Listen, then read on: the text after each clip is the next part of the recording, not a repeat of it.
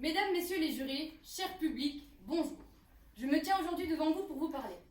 En effet, c'est étrange puisque mon sujet se porte sur le silence. Le silence est-il mal entendu? Eh bien, nous verrons que oui. Tout d'abord, qu'est-ce que le silence? Je dirais que le silence, c'est la sieste du bruit. Il se caractérise par l'action de se taire, ne rien dire. Ainsi, cette tranquillité pourrait être mal entendue, c'est-à-dire qu'elle pourrait être incorrectement perçue par notre oreille ou alors mal interprétée par notre cerveau. Pour commencer, je vais vous présenter l'explication scientifique qui prouve que le silence est mal entendu. Les acouphènes. Mais qu'est-ce que c'est? Les acouphènes sont des bruits comme des sifflements, des bourdonnements ou des grésillements que nous entendons dans nos oreilles ou dans notre tête sans qu'ils aient été émis par une source du monde extérieur. La grande caractéristique commune des acouphènes est que le vrai silence n'existe pas. Nous entendons des acouphènes même et surtout dans le silence, alors que durant notre vie active, ils sont marqués par les sons extérieurs. En effet, si le silence se définit par une absence de bruit et que, comme le montre la théorie des acouphènes, le vrai silence n'existe pas, alors le silence est mal entendu. Ce que nous pensons alors comme étant le silence n'en est en fait pas un. De plus, le silence est mal entendu, car contrairement aux idées reçues, le silence est bien une forme de communication. Mais comme son sens est très profond et variable, nous ne l'interprétons pas toujours comme il faut. Pour illustrer cet argument, je vais prendre l'exemple de l'amour. Les personnes qui ont déjà eu l'occasion de m'entendre lors des tours précédents ont en effet pu remarquer que l'amour est présent dans chacun de mes discours. L'amour est donc un élan du cœur qui nous porte vers un être. Dans une relation, quelle qu'elle soit, le silence est souvent une façon de communiquer lorsque le ressenti est difficile à exprimer, et ce, qu'il s'agisse d'un moment de bien-être ou de mal-être. Il peut aussi être utilisé quand nous avons peur d'être incompris et ainsi éviter tout malentendu. Un silence. Voilà qui est suffisant pour expliquer un cœur, dit Molière. Si le silence peut en effet révéler bon nombre de sentiments, il est de notre devoir de bien l'interpréter, car le silence peut parfois être mal entendu. Par exemple, nous savons tous à quel point les ruptures amoureuses sont douloureuses et peuvent nous conduire vers un état proche de la dépression. Le chagrin qui nous envahit nous conduit à rester silencieux et s'éloigner de ses proches. Ce silence peut être perçu d'une toute autre manière pour les personnes qui nous entourent. En effet, elles peuvent traduire notre silence par une fatigue ou un surménage. C'est à ce moment que le silence est mal entendu. Le sentiment de détresse et de tristesse que notre silence tente d'exprimer n'est pas correctement interprété par les autres. La version que nous traduisons est erronée.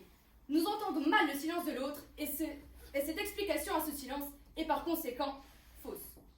Ainsi, le silence est en mesure de retranscrire nos émotions. Cependant, il est encore trop souvent mal entendu.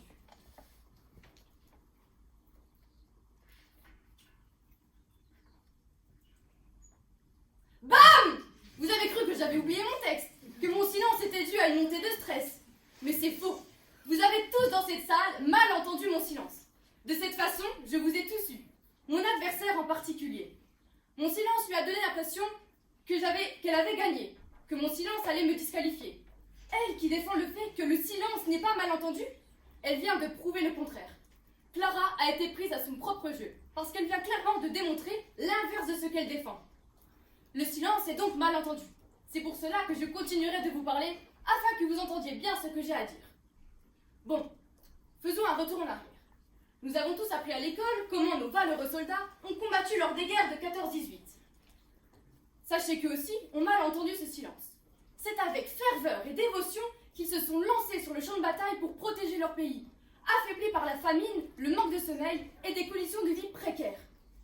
Soudain, les bruits des tirs et des bombes disparaissent. C'est alors que tous se disent « Ça y est, la guerre est terminée !» Mais c'est faux. Ils ont mal entendu le silence. Cette toute tranquillité n'était que le temps pour l'ennemi de recharger l'artillerie. Souvent, le silence n'est pas ce qu'il prétend être.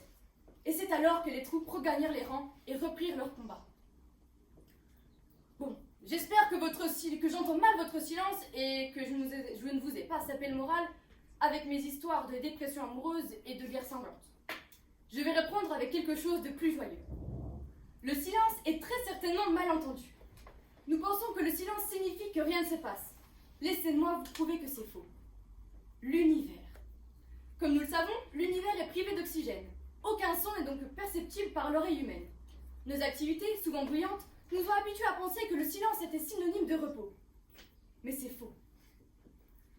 Notre magnifique planétaire, ainsi que tout le reste du système solaire, et même de l'univers tout entier, a été créé dans le silence.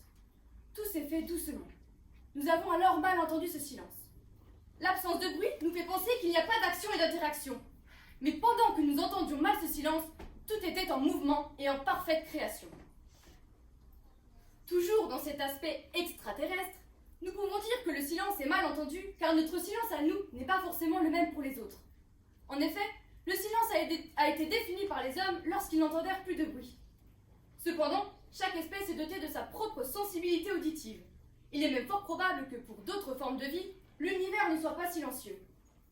Le silence est alors subjectif, et il est encore une fois mal entendu.